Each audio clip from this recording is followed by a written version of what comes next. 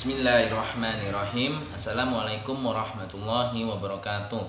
Perkenalkan, nama saya Muhammad Yusuf Soneh, NPM 1901011103, jurusan Pendidikan Agama Islam kelas A. Kami dari kelompok 7 mata kuliah Akidah Akhlak dan Pembelajarannya yang beranggotakan Farah Anissa, Wiwin Luciani, dan Muhammad Yusuf Soleh, saya sendiri akan mempresentasikan materi dari kelompok kami dengan judul Memahami Adab dalam Islam. Baik, yang pertama pengertian adab dalam Islam. Adab dalam Islam menurut bahasa ialah berasal dari bahasa Arab dan merupakan bentuk dari kata adaba yang berarti sopan santun, tata krama, moral, dan nilai-nilai yang dianggap baik dalam suatu masyarakat. Dalam keterangan lain, penjelasan mengenai adab dapat dilihat pada laman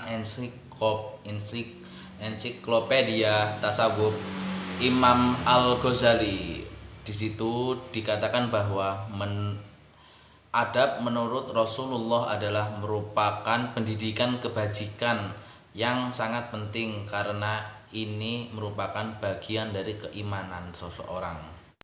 Sementara pengertian adab menurut istilah ialah berarti memberikan hak kepada segala sesuatu dan waktu. Adab adalah mengetahui apa yang menjadi hak diri sendiri dan hak Allah Subhanahu wa taala. Hak kita sebagai hamba untuk mengabdi dan beribadah kepada Allah Subhanahu wa taala. Perilaku mulia atau tata krama spiritual. Adab atau kesopanan kita di hadapan Allah diperintahkan langsung oleh Allah Subhanahu wa taala dalam firman-Nya Quran surah Al-A'raf ayat 31 yang artinya, pakailah pakaian yang indah ketika memasuki masjid. Itulah penjelasan dalam Quran surah Al-A'raf ayat 31 yang menjelaskan bahwa Allah memerintahkan kepada kita adab dalam beribadah.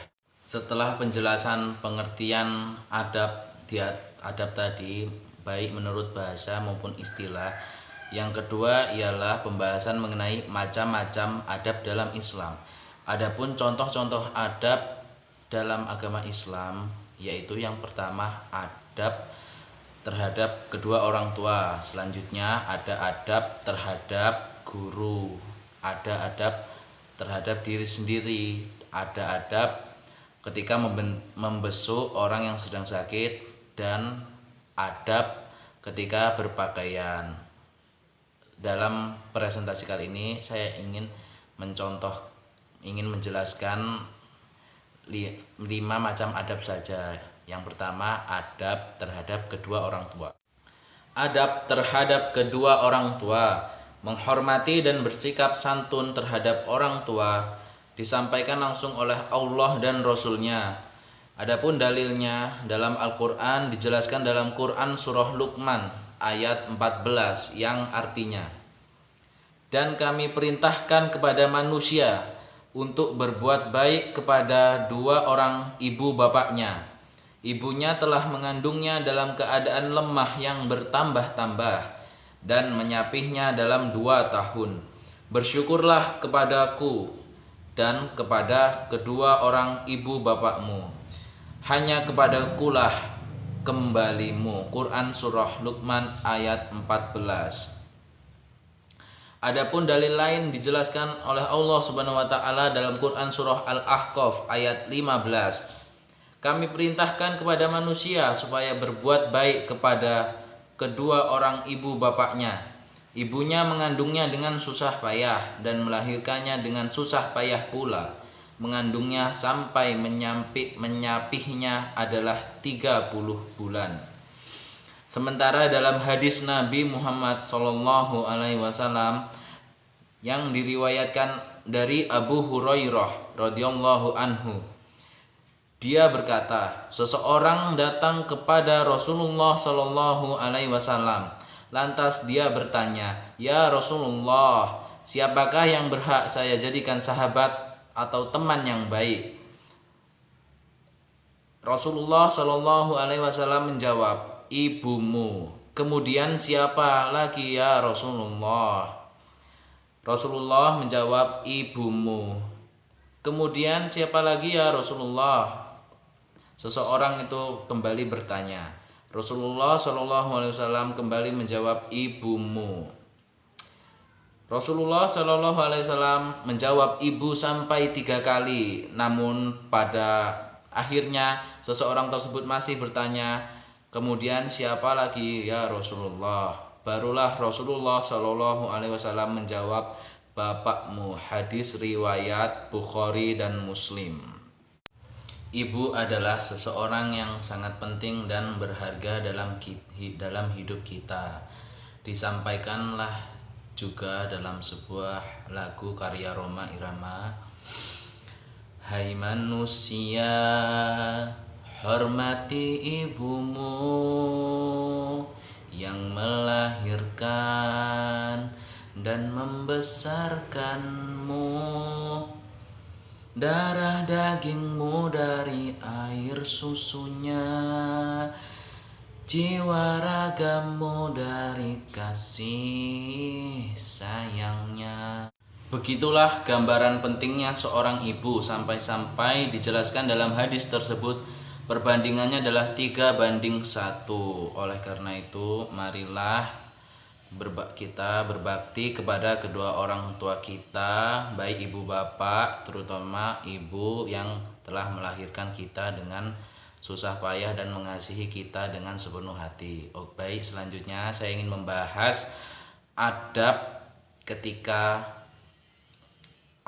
terhadap guru kita. Adab terhadap guru.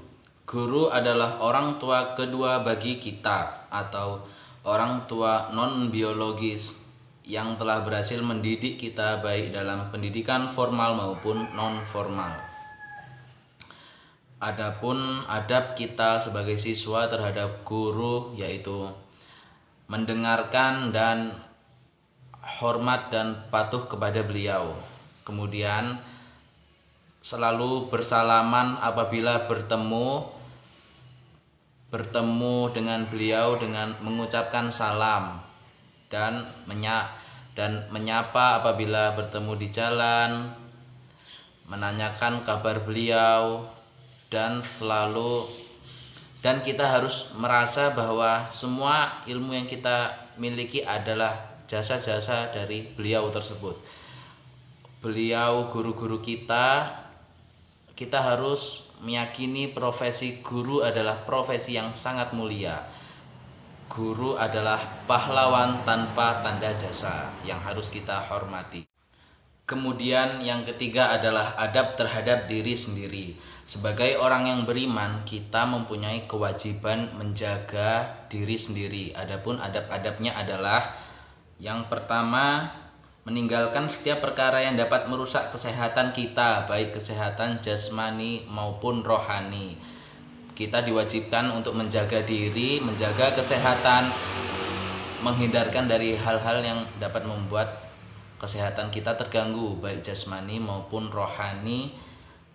Yang kedua adalah memelihara atau mendidik atau menanamkan pada diri kita diwajibkan menanamkan akhlak-akhlak mulia dalam diri, dan kita wajib mencontoh akhlakul karimah Rasulullah Shallallahu Alaihi Wasallam, karena sebaik-baik tauladan adalah Rasulullah Shallallahu Alaihi Wasallam. Yang selanjutnya adalah adab membesuk orang yang sakit. Dalam Islam terdapat hubungan antara manusia dengan manusianya yang lain, yaitu hablum minan nas. Hablum minallah haruslah baik, maka hablum minan nasnya juga baik. Salah satu bentuk hablum minan nas yang baik adalah menjenguk orang yang sakit. Adapun adab-adabnya adalah mendoakannya, menjenguk dan kita mendoakannya semoga lekas sembuh, memberikan semangat dan perhatian kita agar saudara seiman kita cepat lekas sembuh, dan kita harus peduli kepadanya.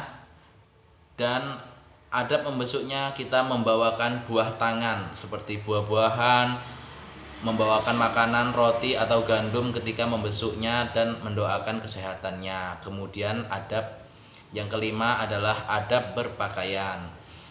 Adab berpakaian Allah Subhanahu wa taala mengaturnya dalam Quran surah Al-A'raf ayat 32 yang artinya, "Hai anak Adam, sesungguhnya kami telah menurunkan kepadamu pakaian untuk menutup auratmu dan pakaian indah untuk perhiasan." Adab-adabnya adalah gunakan pakaian yang halal.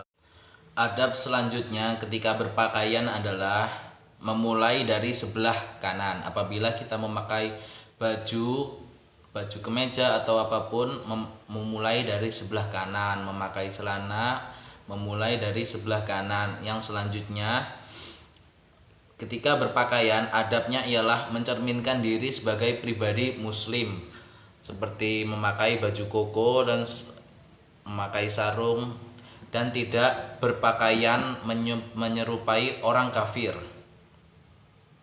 Yang selanjutnya adabnya adalah memakai pakaian yang sederhana, bukan pakaian yang terlalu atau membuat pakaian ketenaran, yang dijelaskan dalam hadis yang diriwayatkan oleh Abdullah bin Umar.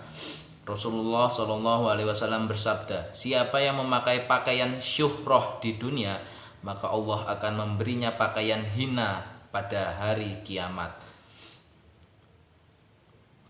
Penjelasannya yaitu oleh Asy-Syaukani bahwa menunjukkan bahwa haramnya memakai pakaian syuhrah. Hadis ini tidak melarang suatu jenis pakaian, namun efek yang terjadi ketika memakai suatu pakaian tertentu. Apabila ini tadi maksudnya adalah pakaian yang membuat ketenaran, maka kita harus memakai pakaian yang biasa-biasa saja atau yang halal seperti yang dijelaskan dalam hadis tersebut. Adapun adab-adab berpakaian bagi wanita, yang penting adalah menutup aurat wanita. Selanjutnya, pakaiannya tidak berfungsi sebagai perhiasan. Adab yang lain adalah menggunakan kain yang tebal ketika berpakaian agar tidak terterawang oleh yang lain, maupun terutama tidak terterawang oleh lawan jenis. Yang selanjutnya, perempuan tidak dibolehkan memakai wewangian atau parfum seperti dalam keterangan hadis. Perempuan mana saja yang mengenakan wewangian lalu melewati sekumpulan lelaki sehingga mereka mencium dan wangi harumnya, maka ia adalah seorang pezina. Hadis riwayat Abu Daud dan At-Tirmizi. Baik, cukup sekian presentasi dari kelompok kami. Apabila ada kesalahan dan kekurangan, saya mohon maaf, dan kepada Allah saya mohon ampun. Akhirul kalam, wallahul muwafiq ila aqwamit thoriq. Wassalamualaikum warahmatullahi wabarakatuh.